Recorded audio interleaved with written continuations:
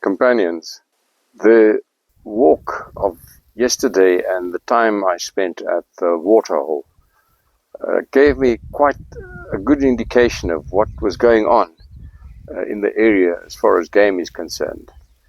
But I wanted to explore further. So Manjolo and I set out westwards. Now, choosing the direction of a morning walk is not a whim. One ideally wants to head into the wind with the sun behind you. Not always possible, but that's ideal.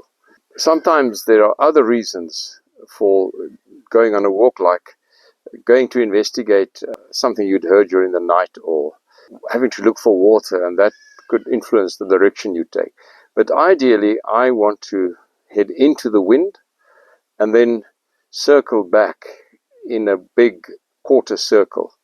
That way I spend the least time walking downwind, mostly from the front and from my flank.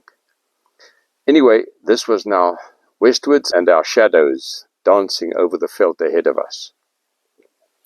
And we were barely 500 meters out of camp when we heard a loud crack and we stopped. What could it be? It could have been an elephant snapping off a branch. And we stood dead still and listened, and then it was again and again. It was two big antelope clashing their horns. So now we crept up very carefully. It was slightly to our left, and we got close enough to see that it was two sable bulls. And they were on the other side of an opening among some vegetation. And I didn't want to risk crossing the open and interfering with what they were doing, so I watched them through my binoculars. They were certainly part of a bull herd, or possibly two bachelors wandering around alone, of which we had found the tracks at the waterhole the previous day. But now they were circling each other, and they were taut as drawn bows. Their muscles were ripped under their shiny coats. They were not the coal black yet of full manhood. Still a little bit of the brown of youth remaining. But they were absolutely magnificent specimens, both of them. And they had their necks lifted high and their chins pulled in, because they were really posturing. They were probing for some weakness in strength or in reaction or in maybe resolve.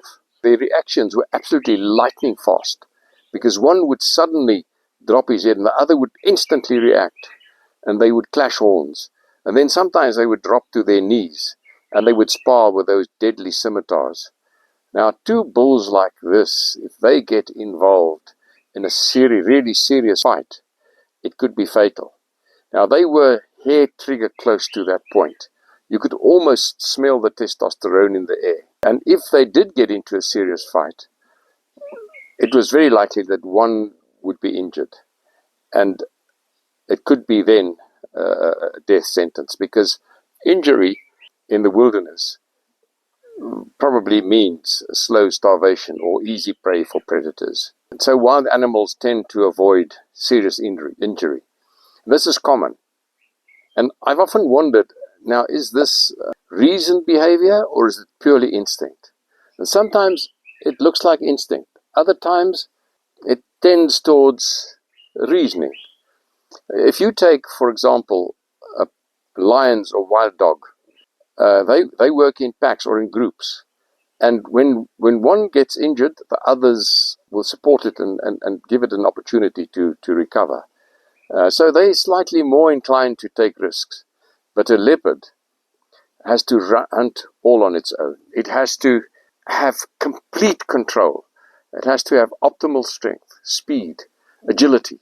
Otherwise, it cannot catch its prey, because it's such a specialized predator, and its prey is so incredibly agile. Pala or reedbuck, or one of those smaller, very agile and quick antelope. Now, it was an absolute treat, exhilarating to watch two such magnificent animals strutting their very best.